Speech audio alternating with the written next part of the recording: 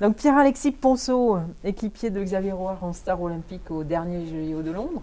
Oui. Une réaction sur cette première participation aux Jeux où vous finissez 9e? Alors bien entendu, on est déçu par le résultat parce que c'était pas à la hauteur de nos espérances. D'autant plus qu'on a fait une super saison en 2012, on a enchaîné les podiums sur les Coupes du Monde. D'ailleurs, on gagne la Coupe du Monde 2012. Alors oui, c'est donc le 9e place, c'est décevant parce qu'on visait plutôt un podium. Après, ce qu'il faut savoir dans la série Star, c'est sur 16 équipages engagés sur les Jeux, il y avait 11 médaillables. Voilà. Et suivant les conditions météo qu'on allait rencontrer, il y aurait bien entendu quelques équipages qui allaient être plutôt devant par rapport aux autres. Et sachant que, on va dire qu'on on a rencontré des conditions de vent et de mer avec une configuration de régate qui était plus sur des régates de vitesse sur la plus grande partie des Jeux que sur des régates tactiques, stratégiques qui sont plutôt notre point fort. Voilà. Donc ça c'est pour le résultat, mais sur la Ouais. participation. Ah, la participation en elle-même, bien entendu, bah, ça reste une super expérience. On va dire, les Jeux en eux-mêmes, la régate en elle-même, ça ne change pas énormément d'un format de Coupe du Monde, si ce n'est que le décor est un peu plus joli, un peu plus de guirlandes, on va dire. Mais on va dire la régate en elle-même, sur l'eau, ne change pas, sauf que on est un peu moins nombreux, donc 16 équipages. D'habitude, on est, on va dire, 20, 25 sur 25, on va dire en moyenne 30 sur une Coupe du Monde. Et donc l'espace de jeu est un peu plus réduit, notamment sur les départs. Et donc le jeu de la régate s'en trouve un peu modifié, on va dire. Mais sinon, ça reste une régate comme une autre. Et il faut simplement adapter son jeu par rapport à la spécificité des jeux. D'accord. Et alors, quelle a été l'adaptation majeure en fait par rapport aux Disons, autres régates? on se retrouve sur une configuration de jeu où donc l'espace est plus réduit, 16 équipages, donc une ligne plus petite, un espace de jeu qui reste sensiblement le même en longueur de parcours, à peu près 1002, 1003, 1005, suivant la force du vent. Et donc on se rapproche plus du format des medal race, on va dire en adversité, puisqu'en medal race on est à 10, là on est à 16. Donc on va dire le jeu en lui-même se modifie où il faut quasiment partir au comité, tant qu'on peut partir au comité, c'est-à-dire partir au vent et attendre les autres pour placer son virement. On va dire c'est plus, on se rapproche plus d'un format entre guillemets match racing où on attend, on est vraiment sur du contrôle adversaire. Si bien entendu le vent est stable, etc. Si on rentre dans une configuration de vent et de mer où la stratégie, où il y a des effets de nuages, des bascules de vent possibles, là on bascule plus sur un format de type régate classique où on peut aller exploiter des choses. Mais là en l'occurrence, qu'on a rencontré sur les Jeux, sur 10 manches courues, on va dire on en a eu 8, vraiment entre 7 et 8 où c'était que des régates de vitesse, il fallait partir au vent, aller à gauche pour le courant, donc deux bords, et puis placer son virement, et celui qui était tribord à mur au vent, c'est lui qui déclenchait sur la flotte, quoi. Donc tant que vous aviez la vitesse pour partir au vent et pas se faire sortir par les autres bateaux sous le vent, vous étiez gagnant là-dessus, quoi. Voilà. D'accord. Alors justement, vous avez gagné la première manche. Oui, on gagne. Jeux, et puis après, vous parvenez plus à remonter dans le top 5 au niveau du classement, quoi. Oui, alors on gagne la première manche parce que voilà, on a pu s'exprimer sur le plan stratégique, parce que on passe 7e, je crois, à la bouée sous le vent, et puis en fait, on va chercher une bascule de vent sur la gauche du plan d'eau, sur une phase d'établissement de la brise thermique. Et là-dessus, donc, on fait un gros gain sur toute la flotte. Et bon, d'ailleurs, il y a 2-3 équipages qui nous ont suivis et qui font 1, 2 et 3, quoi. Donc là-dessus, ça a été une bonne première manche. On a pu bien s'exprimer sur le plan stratégique. Et sur les manches d'après, on va dire de la manche 2 à la manche 7, 7 ou 8 pour mémoire. C'était que des régates de vitesse. On a changé en plus de rond. On est parti plus au large, donc plus sur une configuration avec du courant. Et là, c'était que des régates de vitesse, au près et au portant. D'accord, et là en vitesse? Voilà, donc en vitesse, on avait un peu, enfin on va dire que d'autres équipages étaient mieux adaptés au plan d'eau. En l'occurrence, on avait un vent assez perturbé par le dévent de la presqu'île de Portland, plus de la houle 3/4 croisée avec du clapot. Et on va dire, là, les qualités d'équipage technique, surtout du placement du bateau à la barre, étaient vraiment importants, et tant au près qu'au portant. Et c'est sûr qu'il y en a quelques équipages qui étaient beaucoup plus adaptés à cette configuration. Et nous, en l'occurrence, on a eu un peu plus de mal. D'accord. Est-ce qu'on a un peu le JO blues en rentrant et comment reprend-on une vie normale? Par exemple, est-ce que tu es obligé de maintenir une activité physique intense alors que tout s'arrête? Alors le JO Blues, c'est plus sur un sentiment sur le résultat, d'être en quelque sorte passé un peu à côté de ces jeux-là, parce qu'on avait vraiment la capacité de s'exprimer pour viser un podium. Si on était vraiment sur une configuration de régate où on peut s'exploiter sur tous les champs sur tous les paramètres de la performance, notamment sur le côté tactique-stratégie. Donc là, c'est plus ce sentiment qui est, je dirais, qui ressort. Un peu de déception sur ce passage à vide sur les jeux. Après le JO Blues, donc en l'occurrence, voilà, ça fait du bien aussi de faire un break sur on va dire, c'est un projet qui se termine. Et par rapport à ça, moi je suis content de retrouver mon activité professionnelle donc à l'école, parce que ça permet de changer un peu, de prendre du recul, de voir autre chose, pourquoi pas repartir sur un projet sportif. Et par rapport à ça, je trouve que c'est important, on va dire, d'avoir des projets pour rebondir sur une échéance pareille, parce que c'est sûr, tout s'arrête du jour au lendemain, on finit les jeux, donc qu'est-ce qu'on fait derrière? On rentre à la maison. On rentre à la maison, et en l'occurrence, moi j'ai pas arrêté l'activité physique, parce que là, on va dire, notamment cette année, c'était une grosse période de navigation, où en gros on a navigué 3 semaines par mois et 4-5 jours de repos par mois. Donc il y a des grosses tensions musculaires, des grosses, on va dire, on a emmagasiné beaucoup de tensions, tant musculaires que aussi nerveuses, et que là, il faut vraiment faire une activité cardio suite à ça pour récupérer et puis relâcher petit à petit le corps. Je me suis reposé 2-3 jours sans rien faire. À la suite des jeux, j'ai commencé à avoir les tensions, donc je me suis dit, ouh, là, il faut que je reprenne.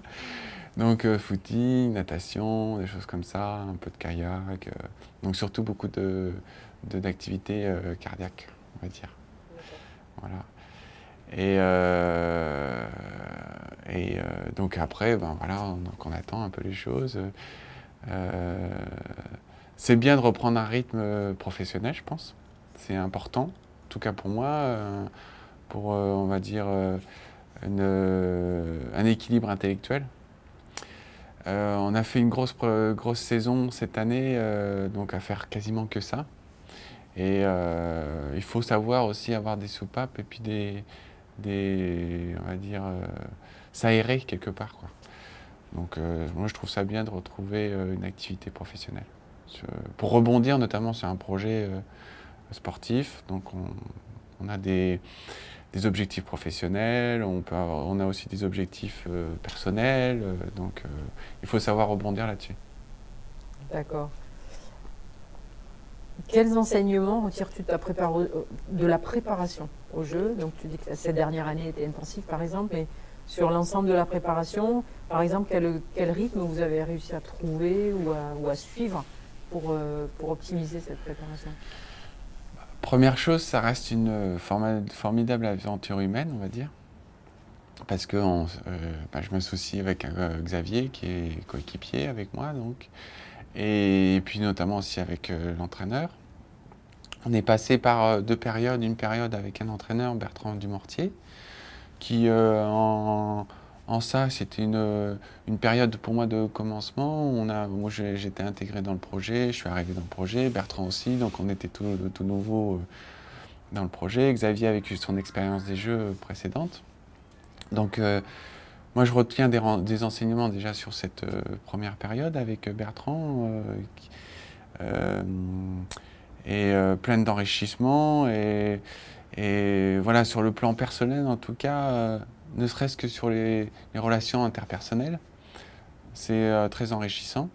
Et puis la deuxième partie, avec Jean-Jacques, qui est arrivé en septembre 2011, que je ne dise pas de bêtises, non, octobre 2010, pardon.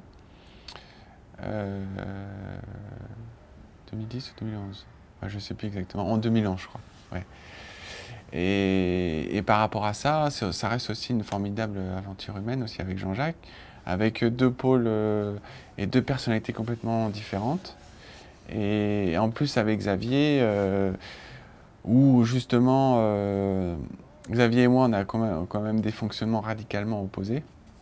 Et jongler avec nos personnalités plus celles de l'entraîneur pour fonctionner ensemble, il faut trouver des fonctionnements, il faut trouver des terrains d'entente, il faut trouver des compromis parfois, ou à l'inverse aussi savoir s'imposer à des moments, parce que quand on juge que c'est nécessaire. Et par rapport à ça, je dirais que ça fait grandir. D'accord. Les qualités pour réussir cette relation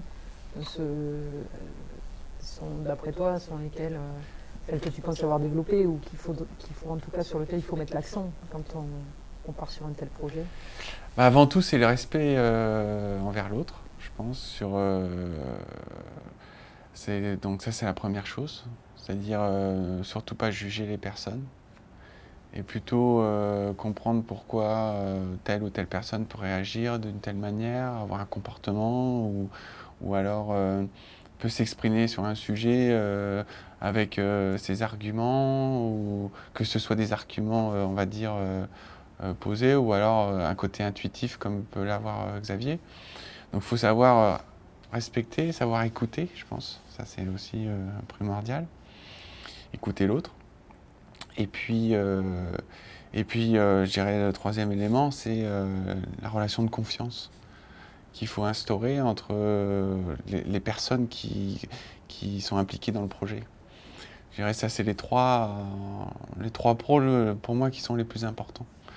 Et puis après, je dirais, on va dire, la régate, ça reste un jeu. Donc il faut garder autant que possible la notion de plaisir, parce qu'on peut partir vite dans une logique de travail.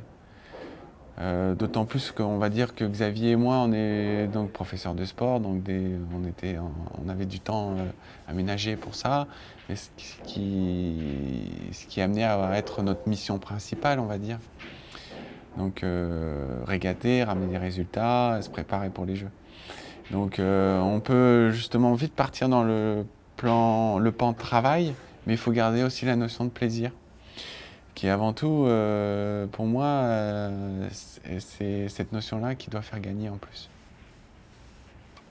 Si on prend plus en détail cette préparation, sur le plan tactique, par exemple, comment vous êtes organisé à bord? Comment ça s'est mis en place peu à peu dans la préparation? Est-ce qu'il y a eu des déclics, des moments plus forts que d'autres qui ont vraiment permis de faire un bond en avant?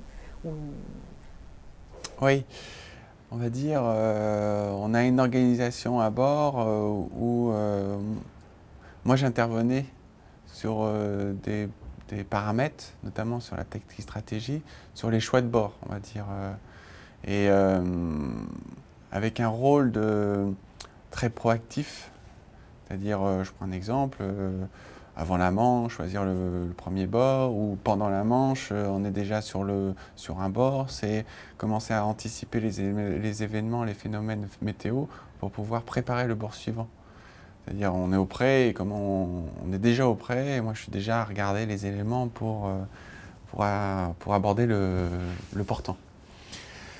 Donc moi j'avais ce rôle-là sur l'anticipation et puis sur le choix de trajectoire. C'est-à-dire, voilà, il faut plutôt faire du tribord pendant tant de mètres ou tant de minutes, aller chercher l'effet de pointe et puis se placer plutôt à droite des adversaires pour bénéficier au maximum de l'effet. Et Xavier, plus c'était sur, on va dire, la tactique rapprochée, donc le choix des paquets, se virer où exactement par rapport au paquet, les approches de marque au vent et sous le vent. Et bien sûr, lui, il avait en gestion les départs. Donc on était vraiment sur cette répartition des rôles, où lui, il était plus en temps réel, et moi sur un temps, on va dire, de proactivité, sur le bord d'après. Lui, il était plus sur le temps réel et en plus sur mettons, sur le coup tactique par rapport à la flotte sur ce même bord, quoi. Voilà. Après, un pan sur lequel on a beaucoup travaillé, c'est la communication à bord et aussi, on va dire, le pan comportement à bord. C'est-à-dire, suivant les enjeux, les situations stressantes, les situations qui peut générer beaucoup de stress ou alors ou je dirais une réaction comportement qui peut venir un peu, si vous voulez, polluer le discours.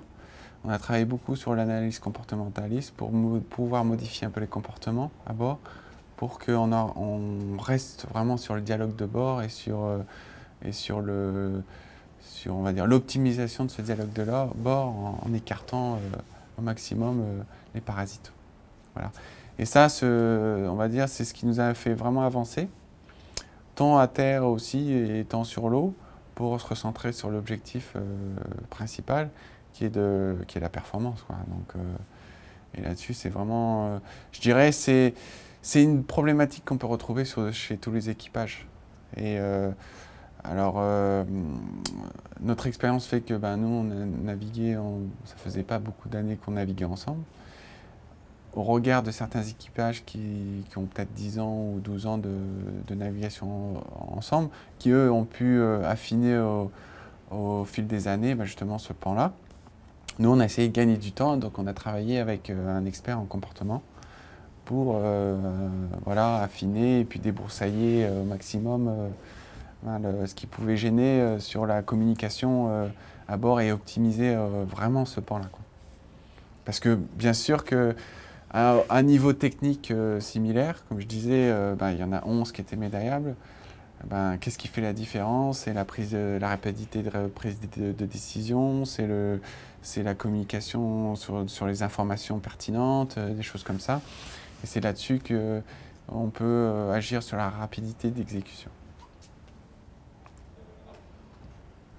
Sur le plan financier, comment vit-on durant une PO? Combien ça coûte de vivre et de suivre un tel objectif? Sur le plan financier, je dirais Xavier et moi, on a la chance, et ça faut le reconnaître, que l'État aide, on va dire, les sportifs de haut niveau en France, soit par des conventions d'insertion professionnelle, donc pour le privé, donc qui permet aux athlètes de continuer leur activité sportive en même temps que l'activité professionnelle, et puis d'effrayer en fait l'entreprise pour pallier au manque. Voilà. Je dirais Xavier et moi, donc nous en étant professeurs de sport, donc agents de l'État, on a eu la chance d'être libérés sur le temps de compétition et d'entraînement et de garder ainsi notre salaire donc pour vivre à côté. Donc ça, c'est déjà un fait qui est marquant parce que c'est une problématique, on va dire, à très haut niveau. Il faut être disponible, on va dire, sur les 2 premières années à 60%, 70% du temps, suivant les séries. Et les 2 dernières années, c'est entre 80 et 100% du temps où il faut être complètement libéré sur le côté sportif. Donc avoir une rentrée d'argent à côté pour vivre, c'est problématique. Donc ça, c'est le premier point. Le deuxième point, le Star, c'est un bateau qui coûte très cher, tant sur l'acquisition du bateau et deux, sur la recherche technologique. Parce que c'est un des paramètres de performance qui est très important. En même temps, on a pu voir au jeu que c'est des premiers jeux où tout le monde a choisi quasiment le même bateau. Donc on était vraiment dans une quasi-monotypie, où sur les 16 équipages engagés, eh bien, il y avait 13 P-Star, donc 13 bateaux identiques, et 3 qui étaient... dans les 3, il y avait un bateau suisse qui avait son propre chantier, un bateau Folie, donc un bateau italien, et un bateau Lilia aussi italien. Sinon, tous les autres, c'était des P-Star, donc des bateaux américains. Et d'ailleurs, on va dire, les 10 premiers, c'est des P-Star. Sauf l'américain, qui avait un Folie. Donc on peut dire, sur ces jeux-là, c'était vraiment l'accent sur la MotoGP, parce que le bateau en lui-même, on est arrivé sur un développement technologique qui bute un peu sur les formes de coque. Donc là, il n'y a pas mieux aujourd'hui. Mais il y a une grosse partie sur la recherche gréement. Donc les mâts, les voiles, sachant que le gréement du Star est très compliqué, très complexe, je dirais, sur l'utilisation, le réglage. Donc ça demande un gros développement, puis un gros volume de voiles à essayer. Donc sur ce volant-là financier, nous on a eu la chance de trouver un mécène sur 2011, début 2011 on va dire. Et c'est un mécène en l'occurrence suisse, et qui nous a acheté les bateaux, qui nous a acheté tout le volant matériel. Donc, parce que justement la fédération, elle, de son côté, ne pouvait pas suivre. Et donc, et à côté de ça, la fédération nous aidait sur les déplacements, sur la logistique, qui représente aussi un budget conséquent. Et en tout cas, pour vous donner un ordre d'idée, un budget PO, c'est à peu près, avec le matériel compris, c'est 200 000 € par an, quoi. Donc ça fait quasiment 1 million sur la PO. Et avec le matériel compris, tout compris. Donc ça représente un volume financier très important. On peut faire une comparaison, le champion olympique, donc le Suédois en l'occurrence, lui il a un gros sponsor, et en même temps, lui il gagne 2 millions d'euros par an, juste de rentrée d'argent pour lui personnellement, parce qu'il est professionnel de la voile, il a un sponsor qui paye, et qu'en plus de ça, il a des résultats qui lui permettent aussi de gagner de l'argent, de naviguer sur d'autres projets. Voilà. Et cette question de l'argent, elle fait la différence ou non? Ça peut être un facteur limitant à très haut niveau. Ouais. Parce que si vous n'avez pas on va dire dans le Star, mais je pense aussi dans d'autres séries, si vous n'avez pas les moyens de développer du matériel à un moment donné pour aller aussi vite que les autres, ça reste un facteur de limitant, surtout si vous rencontrez des régates, vous êtes sur des jeux de régates où c'est des régates de vitesse, comme on a pu rencontrer au jeu. Vous avez des régates de vitesse, il faut savoir aller vite. C'est un des premiers paramètres en voile, c'est savoir faire aller vite son bateau. C'est la première, je dirais, c'est le facteur de performance, en l'occurrence, le plus important. Et après vient bien sûr la tactique, stratégie, le mental, le placement sur le départ. Donc, mais c'est un des premiers facteurs, et c'est un sport technologique. Donc je dirais c'est comme la Formule 1. Nous le Star c'est comme la Formule 1, donc il faut développer des choses pour aller vite. À l'inverse, dans certaines séries où la monotypie est de rigueur, comme en laser, tout est figé. Et on va dire, là, c'est vraiment les qualités techniques, tactiques de l'équipage ou du sportif qui fait la différence. Et en l'occurrence, sur la recherche-développement, sur le gréement, vous avez beaucoup travaillé. Est-ce que les jeux ont validé le travail qui a été fait sur les voiles, le mât, ou où il y a de quoi développer encore et à travailler, sachant que c'est une série qui sera plus au jeu. Donc, Ouais. On est-ce va qu'on dire, peut c'est aussi, je dirais, c'est aussi un facteur ou bien un pôle qui est très intéressant, c'est-à-dire réfléchir à côté sur le gréement, réfléchir sur qu'est-ce qu'on peut optimiser, en même temps que réfléchir sur la technique. On va dire, c'est un des attraits de ce projet-là, c'est qu'on peut réfléchir sur plein de paramètres. Et à ce titre, le gréement en faisait partie. Et on a beaucoup réfléchi là-dessus. Sur les jeux, on va dire, le gréement était au point. C'était plus des qualités, on va dire, plus techniques, de, de placement, de qualité de barre, sans remettre en question les qualités de Xavier. Mais je veux dire, Xavier est une personne aussi qui est capable d'être très bon, comme d'être un peu en dessous à certains moments. Et je dirais, les conditions qu'on a pu rencontrer n'ont pas permis de s'exprimer à vraiment à très haut potentiel, même sur le plan technique, quoi. Donc, on va dire, c'est plus de l'ordre, je dirais, humain que matériel. est-ce qu'il existe des échanges entre les coureurs ou les entraîneurs dans les différentes séries de la voile olympique, voire d'autres disciplines nautiques, des échanges sur la performance? Oui, on a commencé sur les 2009-2010 sur des échanges entre séries, ce qui était intéressant d'ailleurs. Sur des stages de regroupement équipe de France, on a pu avoir un travail sur les départs, un travail sur d'autres aspects techniques. Je pense que on n'en fait pas assez.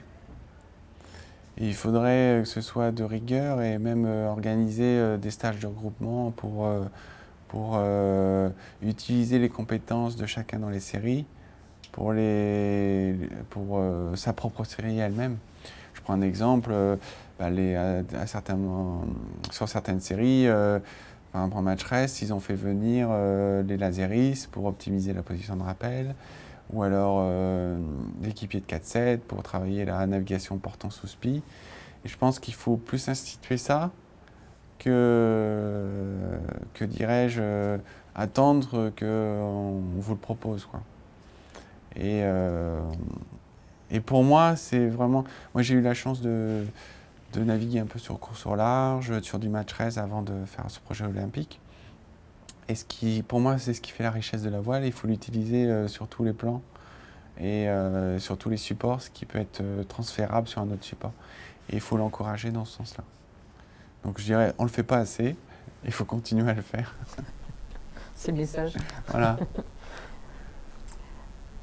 Est-ce qu'après des mois à naviguer en star, tu nous as dit que la dernière année, elle avait été je sais plus, très intense en termes de jours de navigation sur ce bateau. On peut en avoir marre de naviguer sur celui-ci, sur le même support. À quoi tu rêves aujourd'hui quand tu rêves voile?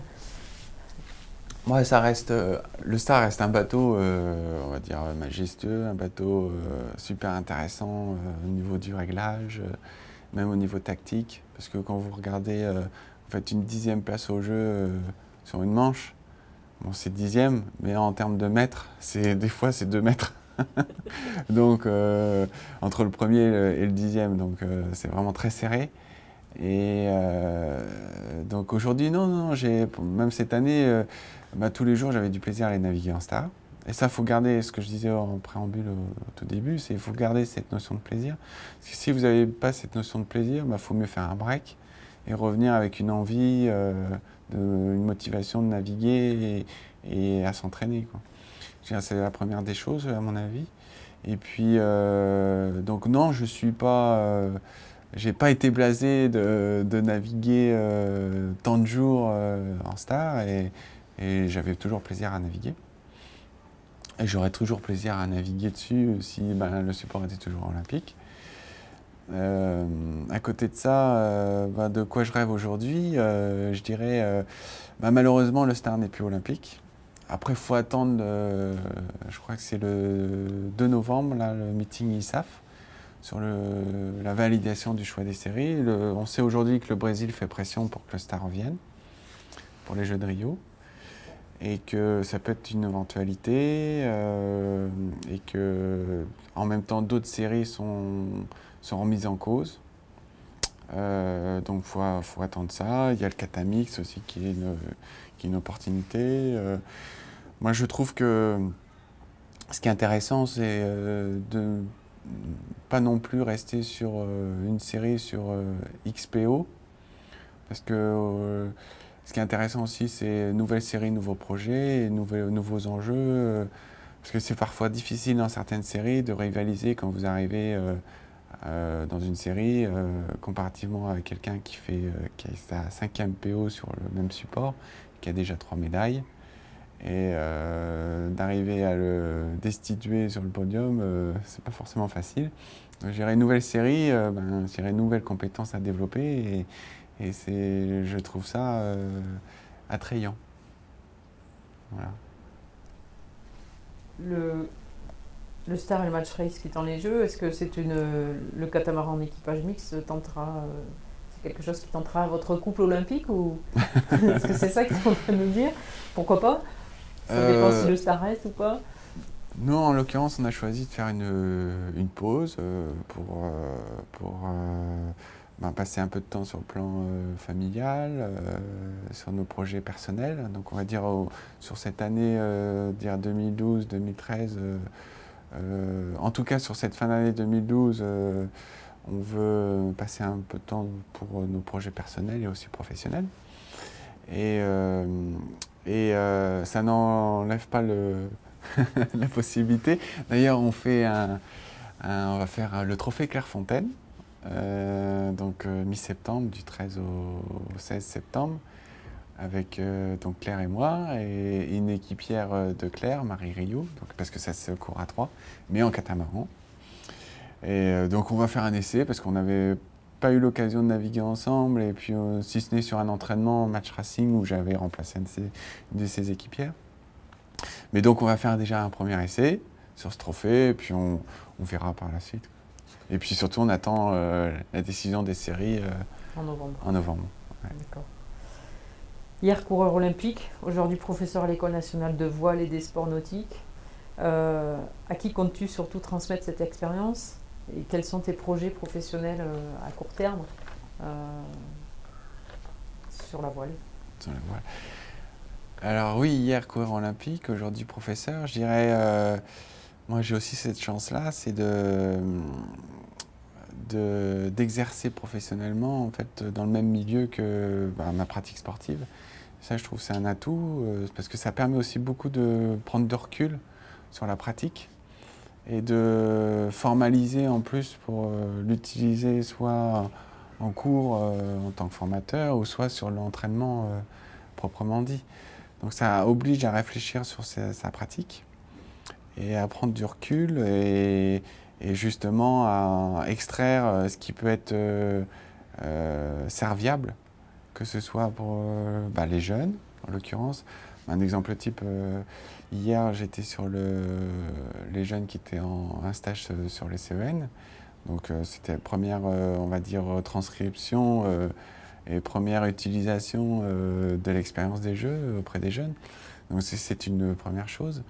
Et après, ça peut l'être aussi en formation, sur l'expérience de l'entraînement, l'expérience d'un projet olympique, ne serait-ce qu'en termes de gestion de projet, en termes aussi d'aventure sportive, et aussi sur le plan humain. Et après, comme projet professionnel, je dirais, dans un premier temps, j'arrive à l'école, donc je suis là à répondre à la demande de l'école en premier lieu, sur soit de l'encadrement de stage sur l'eau, soit sur du face-à-face pédagogique en formation. Et puis, dans un deuxième temps, m'engager sur des missions que je vais redévelopper, que ce soit sur le centre ressources, ou alors aussi en formation à proprement parler. Voilà. Et puis, et j'envisage de passer peut-être pas cette année, mais le concours de CTPS. Voilà, pour aussi avancer du côté professionnel. Voilà. Bien, mais bon vent. Merci. En tout cas.